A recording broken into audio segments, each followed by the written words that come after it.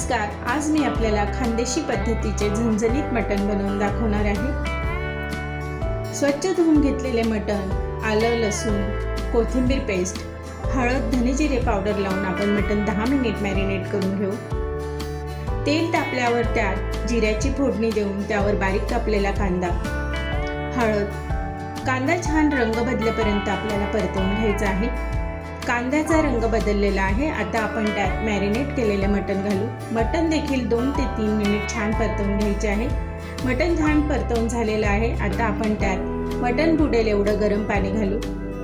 चवीनुसार मीठ। कुकरला 4 शिट्या घेऊ। कुकरच्या 4 शिट्या झालेल्या आहेत। कुकर थंड होतोय तोपर्यंत आपण मटणासाठी लागणारा एक खास मसाला तयार करू।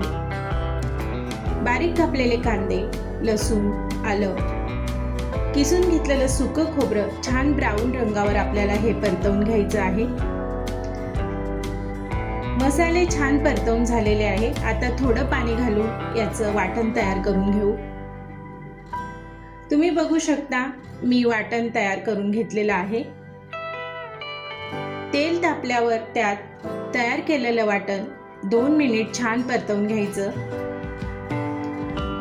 वाटण छान परतवून झालेलं आहे। आता आपण त्यात सुके मसाले घालू। लाल मिरची पावडर, गरम मसाला, धने जिरे पावडर, हळद।